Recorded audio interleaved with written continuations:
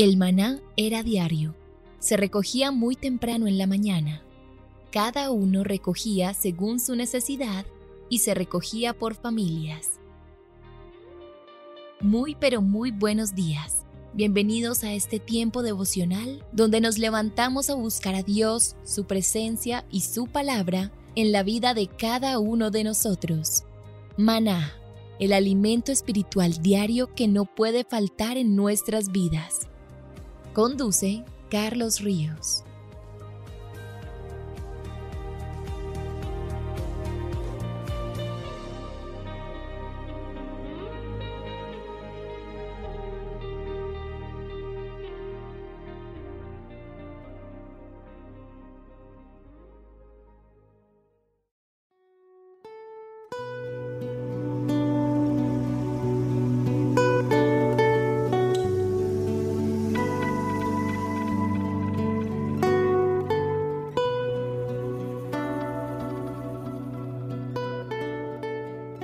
Toma tu agenda devocional Maná. El pasaje sugerido para la lectura en tu devocional personal el día de hoy es Lucas 4, del 1 al 13. Este relato nos debe fortalecer porque Jesús resistió al enemigo y no cayó en su tentación. Así como Él, tú puedes resistir las tentaciones si lo haces fortalecido en el poder de Jesús. Te invitamos ahora a que respondas las preguntas que encuentras en tu agenda que te llevarán a conocer cada vez más a Dios y crecer en tu vida espiritual. Al final de cada semana encontrarás las respuestas en nuestras redes sociales, Instagram y Facebook.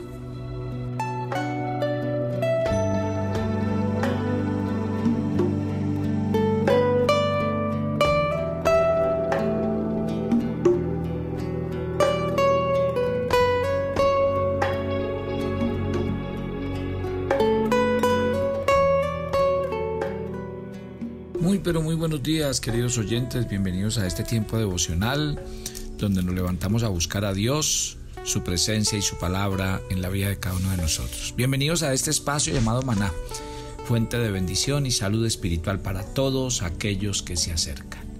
Estamos hablando acerca de los reyes de Israel y hoy vamos a hablar del rey David. Las narraciones en torno a David comienzan en el primer libro de Samuel, capítulo 16. Y se ubican específicamente en el contexto amplio de la transición de la época de los jueces a la restauración de la monarquía de Israel, entre los años 1050 y 970 a.C. Y esos relatos se relacionan con la figura de David, con las hazañas de Samuel, de Saúl, para posteriormente pasar a la historia de Salomón. Es una época de violencia, crisis y muchas cosas más. La primera noticia que tenemos de David es muy positiva, prepara el camino para sus triunfos, logros, popularidad. El joven, aunque de primera instancia fue subestimado por su padre, era de buen parecer, es decir, elegante, de buena presencia, de una manera física de indicar que caía bien, que era agradable. Y ese elemento yo creo que es muy importante en las historias y narraciones bíblicas que se presentan en torno al hijo de Isaí. El nombre en hebreo es David y aparece en muchas escenas. Este nombre significa amado. Cuando tomamos en consideración todo lo que dicen los libros acerca de David, interpretan que el nombre David tenía más que ver con un título, tenía que ver con su reinado y su representación como rey. De acuerdo con las narraciones bíblicas, David, y ojo con esta genealogía que es muy importante, sobre todo a los que les gusta un poco de historia. Recuerden que David aparece en varias genealogías de la Biblia, las voy a mencionar. David era bisnieto de Boaz y Ruth, nieto de Obed, y eso lo dice el libro de Ruth, capítulo 4, del 18 al 22. El más joven de los hijos de Isaí, que provenían de la primera comunidad de Belén. Eso lo dice el primer libro de Samuel, capítulo 17, del 12 al 14. Aunque la Biblia no identifica explícitamente a su madre, el Talmud indica que fue Nietzebet, la hija de Adael, tenía 2 hermanas o quizá medio hermanas, y además de 6 o 7 hermanos, dice la escritura en 2 de Samuel 16 y en 1 de Crónicas 2. Sus antepasados se incluyen en varias listas que se encuentran en la Biblia hebrea. Ya les acabo de mencionar el libro de Ruth en el capítulo 4, también el primer libro de Crónicas 2 habla de esa genealogía, y en el Nuevo Testamento, si usted lee Mateo 1 del 2 al 6 y Lucas 3 del 31 al 38, encontrará que Jesús hace parte de esas que David hacía parte de la genealogía que llega hasta Jesús. Y eso lo vamos a explicar más adelante. La lectura inicial de las narraciones que se encuentran en el libro de Samuel da la impresión que David era el 8º hijo en la familia de Isaí. Ser el 8º hijo y no el 7º era una manera de poner de manifiesto los orígenes sencillos y humildes de David.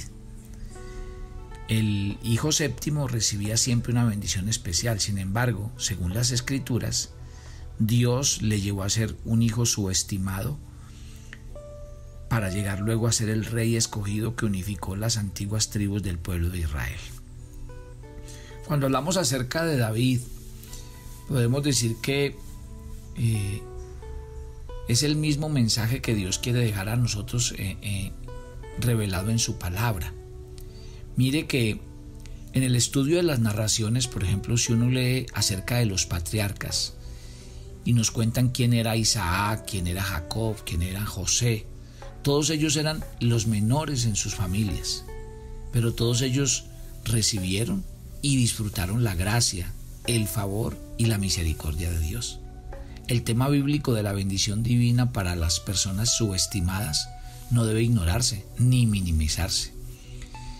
Hay un pasaje muy interesante que está en 1 de Corintios en el capítulo 1 y mire lo que dice este texto. Desde el verso 26 dice: Pues mirad, hermanos, vuestra vocación, que no sois muchos sabios según la carne, ni muchos poderosos, ni muchos nobles, sino que lo necio del mundo escogió Dios para avergonzar a los sabios, y lo débil del mundo escogió Dios para avergonzar a lo fuerte, y lo vil del mundo y lo menospreciado escogió Dios, y lo que no es para deshacer lo que es, a fin de que nadie se jacte en su presencia. Una y otra vez la Biblia es enfática, y yo pienso que la elección de David tiene mucho que ver con eso, porque normalmente en términos humanos siempre se busca al más fuerte, al de mayor experiencia, al que sabe, pero la Biblia dice que el plan de escogencia de Dios para nosotros es totalmente basado en el corazón. Cuando empezamos a estudiar la vida de Saúl, le dije que Saúl fue escogido más por su apariencia física. Dice que él sobresalía entre los demás. Y en cambio, cuando Dios escoge a David, que el sacerdote va a la casa de Isaí y hace pasar a todos sus hermanos por delante y prácticamente David queda por descarte. Dios dice: es que ustedes miran lo que está delante de sus ojos, pero el Señor mira el corazón. Y eso es algo muy importante, y lo acabamos de decir con el proceso de escogencia del que va a ser este rey y cómo fueron escogidos los patriarcas. No tiene nada que ver entonces ni con su fuerza ni con su agilidad. Acuérdese que el plan de escogencia de Dios es: si Dios quiere que sea con usted, pues bienvenido sea. Ese es el propósito de Dios. Y por eso, si usted es escogido por Dios, lo que menos debe hacer la pregunta es ¿por qué yo? Más bien pregúntese ¿por qué Dios? Porque ese Dios de la Biblia tiene un plan y un propósito con su vida. De acuerdo con el testimonio de las Sagradas Escrituras, David tuvo 8 esposas identificadas. Con 7 de ellas procreó hijos. Entre las más prominentes se encuentra Abigail. ¿Se acuerda que la conoció por allá en el primer libro de Samuel 25? También con Betsabé en el segundo libro de Samuel, capítulos 11 y 12. Y además estuvo casado con la hija de Saúl, con Mical, con la cual no engendró ninguna descendencia. No debemos ignorar que las narraciones escriturales indican que tuvo muchas más mujeres y concubinas con las cuales posiblemente tuvo más hijos e hijas. La vida de David fue una vida muy agitada, créame que sí. Generalmente la Biblia no describe en sus narraciones las apariencias físicas de sus personajes y protagonistas. Ese es el caso de figuras de gran importancia como Abraham, como Sara, como Moisés, como Jesús y María, de las cuales desconocemos sus características fisiológicas. Las Escrituras, sin embargo, ponen de manifiesto sus decisiones y sus hechos. ¿Por qué? Porque lo que ellos hacían era una manera de penetrar en su mundo, en la filosofía de vida que ellos tenían, en el fundamento de sus acciones. En muy pocas ocasiones se dan detalles físicos que nos permiten visualizar cómo eran esas personas en la antigüedad. Sin embargo, en el caso de David, de acuerdo con la narración bíblica, hay una descripción física muy clara de él. El libro de Samuel revela lo siguiente. Dice el primer libro de Samuel 16:12 que era rubio, de hermosos ojos y de buen parecer. Y a esas palabras iniciales, en el contexto de la llegada del joven David al palacio de Saúl, se indica que uno de los criados del rey afirmó en 1 Samuel 16:18: he visto a un hijo de Isaí de Belén, que sabe tocar, es valiente, vigoroso, hombre de guerra, prudente en palabras, hermoso, y el Señor está con él. O sea que la afirmación familiar pone de manifiesto su trasfondo íntimo y comunitario. O sea, David es el hijo de Isaí de Belén. Y esa forma de presentación en la cual lo presentan no indican antecedentes ni explican detalles genealógicos. Puede ser un indicador de que Isaí era una figura muy bien conocida en Belén y fuera de su ciudad, y en la tribu de Judá. Inclusive, muy probable que también fuera conocido en la tribu de Benjamín, de donde procedía Saúl. Por eso es llamado el hijo de Isaí. Un detalle en torno a David que tiene significación teológica es que, según las Escrituras, dice el primer libro de Samuel 16, David sabía tocar. Y a sus habilidades musicales podríamos decir que va impregnada la vida de David. Es irónico ver cómo David llegó al palacio de Saúl para calmar los tormentos y ansiedades del monarca, cuando era precisamente David la fuente de sus complejos, preocupaciones, angustias, desequilibrios y ansiedades. De acuerdo con las narraciones bíblicas, el rey no lo sabía aún, pero quien había llegado al palacio para confortarlo y ayudarle era quien posteriormente le iba a sustituir en el trono. En los relatos que nos hablan de la vida de Saúl y David, el texto bíblico desea contrastar la personalidad de estas dos figuras. Por ejemplo, cuando hablamos de Saúl, un rey que debería ser poderoso, fuerte y seguro, pero que se mostraba ansioso, inseguro, débil. En cambio, David, un joven sin experiencia militar, pero que con su música manifestaba seguridad, sobriedad, fortaleza. Y aquí el contraste es claro y significativo, porque se ponen las bases psicológicas y temáticas para el desarrollo de la trama en torno a estos dos líderes del pueblo. Cuando llegó David al palacio, podríamos decir que todo lo que él tenía de artístico no tenía nada que ver con su oficio del rey. En la antigüedad la música estaba al servicio de la religión, de la espiritualidad, pues se pensaba que tenía funciones curativas y liberadoras. Y además la música se utilizaba en ceremonias religiosas, la música servía para ayudar a los profetas a inspirarse, y así lo plantea la Biblia. En el singular caso de David, la música era parte de su vida, era parte de lo que él era, y así lo dice 1 Samuel 16, del 14 al 16, cuando acuérdese que él fue donde Saúl porque tenía un espíritu malo que lo atormentaba, y él con su arpa hacía que el rey Saúl se tranquilizara. Increíble, ¿no?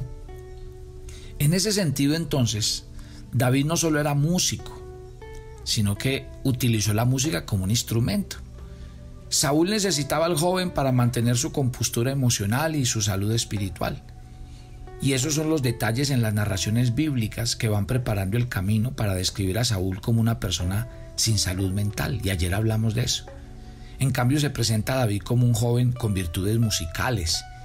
Y esas afirmaciones en torno a David y sus dones musicales son el fundamento para reconocerlo posteriormente como el poeta y el salmista por excelencia, y como la persona clave en la organización de la adoración y la alabanza en el posterior templo de Jerusalén, conocido como el primer templo o el templo de Salomón. ¡Qué belleza!, ¿no? Mire la Biblia cómo es de hermosa. El arpa o la lira que tocaba David era un instrumento musical que tenía de 3 a 12 cuerdas, y aunque no sabemos cómo sonaba, sí sabemos cómo físicamente era, pues se han encontrado varios modelos en algunas ciudades del Oriente Medio. Eran instrumentos muy caros, usados mayormente por la aristocracia. Por esa razón se piensa que ese David provenía de una familia de buenos recursos económicos. Y en ese sentido debemos corregir la imagen tradicional que puede visualizar a David como un pastor pobre, socialmente desaventajado o proveniente de una familia sin recursos económicos adecuados. También se habla de David y se dice que David era valiente y vigoroso, 1 Samuel 16, 18. Y cuando se menciona esto, se menciona a David esa parte como desde la parte militar. Sin embargo, para una mejor comprensión que revela la Biblia, yo creo que más bien a lo que se trata es a una afirmación de prestigio social, porque esa misma frase se utiliza en referencia al papá de Saúl, que no era un militar, sino que era un hombre de negocios, dice 1 Samuel 9:1. Además, las alusiones militares a David vienen en la próxima declaración que indica que él era un hombre de guerra, en 1 Samuel 16, 18. O sea que esas referencias sociales en torno a David se confirman al estudiar y comprender las formas de administrar las riquezas en la antigüedad. En una sociedad sin sistemas bancarios desarrollados y sin dinámicas monetarias, las riquezas se medían en términos de tierra y de ganado. Una persona poderosa o rica era llamada valiente y vigorosa. Y esa era, podríamos decir, como lo que querían expresarse de David. Desde esta perspectiva, entonces podríamos decir que David no era un pastor económicamente pobre y rezagado social. Al contrario, fue un hombre de mucha influencia y podríamos decir que con una muy buena capacidad económica. En cuanto a la expresión que era prudente en sus palabras, es posiblemente una forma de aludir a su elocuencia y su capacidad de comunicación, porque en efecto, David, de acuerdo con las narraciones bíblicas, tenía mucha facilidad de palabras, pues estaba familiarizado con los protocolos, con los temas requeridos para sobrevivir en medio de la alta sociedad. Y esa buena capacidad para la comunicación, que revela con claridad su inteligencia, se pone en clara evidencia en varios contextos. En primer lugar, el discurso con que enfrentó a Goliat es una pieza literaria de gran virtud teológica. Ese argumento significativo que se atribuye directamente a David es que el gigante filisteo había ofendido y provocado al Dios de los ejércitos de Israel. Eso está en 1 Samuel versículo 17 del 45 al 47. Y de acuerdo con la narración bíblica, la confianza del joven no estaba en sus habilidades bélicas, sino en la misericordia y el poder de Dios. Y en efecto, la elocuencia de David es reveladora de cómo conoce a Dios, al Dios de la Biblia. La sabiduría y la prudencia en el hablar de David también se manifiestan en sus declaraciones luego de haberle perdonado la vida a Saúl en 2 ocasiones. Porque si usted lee esos 2 textos, encontrará que a pesar de la crisis y de enfrentar la posibilidad real de perder la vida por mano de Saúl, David alude al rey como el ungido del Señor. Afirma que por esa singular razón él había actuado con misericordia y sentido de perdón. O sea que esas tradiciones en torno a la elocuencia son posiblemente la característica personal más importante en el desarrollo que adquirió David como persona. Ahora hablemos de la expresión hermoso o de buena presencia. Significa una persona de forma, alude a la manera correcta de ser ante la comunidad y de verse frente a los demás. Esa descripción se relaciona directamente con una serie importante de héroes y heroínas en la Biblia, que en esa misma tradición, además de David, por ejemplo, ¿De quién se habla que fueron hermosos? Por ejemplo, de José, y lo dice Génesis 39:6. De Moisés en Éxodo 2:2. De Saúl en Primera de Samuel 9:2. De Esther, dice que era de hermosa figura y de buen parecer en Esther 2:2. O sea que de esa forma David se une a un grupo selecto de patriarcas, legisladores, monarcas y heroínas del pueblo. ¿Saben por qué? Porque es que la hermosura de Dios en una persona, ahí está, ese es el secreto. Yo le he dicho a las mujeres que lo más revolucionario que hay en belleza es tener a Jesús en el corazón, porque el corazón alegre hermosea el rostro, porque el corazón contento constituye buen remedio, porque el corazón alegre trae el mejor semblante. Y ahí está el punto. Mire, a mí me encanta, y por eso le he sacado este primer día a David para hablar de las características que él tenía como persona, porque es que yo insisto, un buen cristiano se tiene que distinguir es por su carácter. Y yo creo que los cristianos, aún en este aspecto, mire, en el aspecto físico, debemos dar como la mejor impresión. Y esto no quiere decir de caer en los excesos de la vanidad, no. Estoy diciendo que la presencia de Dios realmente hace a una persona amable en todo el sentido de la palabra, en todo el sentido. O sea que, ojo con esto, mi querida familia. Cuando hablamos de estas particularidades de David, tenemos que decir entonces que son cosas que Dios nos llama en la Escritura a desarrollar, el carácter de Cristo en nuestras vidas. Entonces, en esta lista descriptiva de atributos de David, veamos cuál ocupa el último lugar, y podríamos decir que el último son sus características físicas, musicales, literarias, militares. Pero mire esta última: el Señor estaba con él. Y esa era una forma teológica de enfatizar la base de sus éxitos, la razón de sus triunfos, la plataforma de sus logros, el fundamento de sus victorias. David era una persona muy afortunada, y los relatos exponen su vida, sus ejecuciones personales, porque estaba favorecido por Dios. Y yo creo que aquí hay algo que tenemos que entenderlo. La bendición de Dios era el factor fundamental para que los escritores bíblicos destacaran su belleza, sus habilidades musicales, su capacidad de comunicación, su valentía militar. ¿Por qué? Porque de forma continua y de diferentes maneras el texto bíblico pone de manifiesto el favor divino hacia David. Por ejemplo, al triunfar sobre los leones, sobre los osos, sobre los gigantes y sobre los filisteos, lo dice en Primera de Samuel 17, del 34 al 17. Dios me libró de los leones, Dios me libró de los osos, Dios me libró de los gigantes, Dios me va a librar de los filisteos. Además, Dios le acompañó cuando Saúl, desorientado por los celos, amargado por los triunfos de David, emprendió una campaña para matarlo y lo persiguió. Pero todos esos pasajes indican explícitamente que Saúl le temía porque reconocía que el Señor estaba con él. Y de acuerdo con las Escrituras, la humildad de David se destaca al relevar el fundamento de sus actitudes misericordiosas hacia Saúl. Acuérdense que David decía: yo no quiero alzar la mano contra el ungido del Señor. Y para coronar los continuos relatos de victoria militar, sus triunfos personales, sus logros políticos y todo lo que David hizo, Dios mismo le promete, de acuerdo con los testimonios bíblicos, que su dinastía sería para siempre.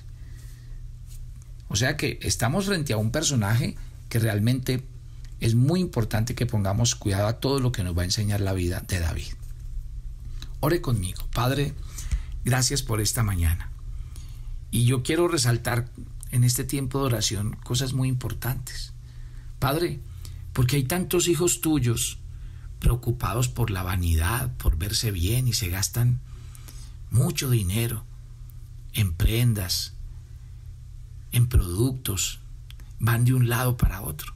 Otros se gastan miles de pesos en drogas, en medicinas, en pastillas, otros en tratamientos, y tomamos toda clase de menjurjes, todo lo que nos dicen tomamos, dizque para vernos mejor, dizque para lucir mejor, dizque para ser más agraciados.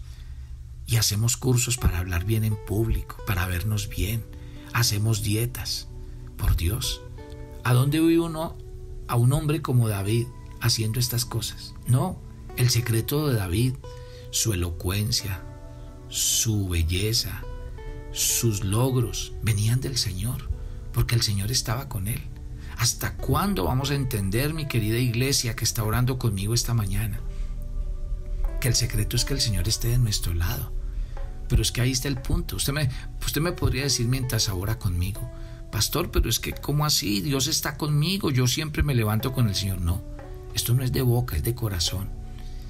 Dígale al Señor que tome el trono del control de su vida y que Él sea el que le gobierne, el que le controle, el que le dirija. Papito Dios, oro por cada oyente de Maná y oro para que esto sea una realidad en la vida de todos ellos. Entender que la característica como tú escogiste a David es como nos escogiste a nosotros, y que lo que tú hiciste con David es lo que quieres hacer con nosotros, pero que todo depende completamente, es de nuestra disposición, y entender que es el Dios que está en nosotros y no somos nosotros por nosotros mismos. Gracias por este día, gracias por guardarnos, cuidarnos, sustentarnos. Nos encomendamos a ti y a tu palabra y pedimos tu bendición en Cristo Jesús. Amén y amén, y yo los espero mañana. Póngale mucho cuidado a esta vida del rey David, que tiene muchas cosas para comunicarnos y enseñarnos. Bendiciones para todos.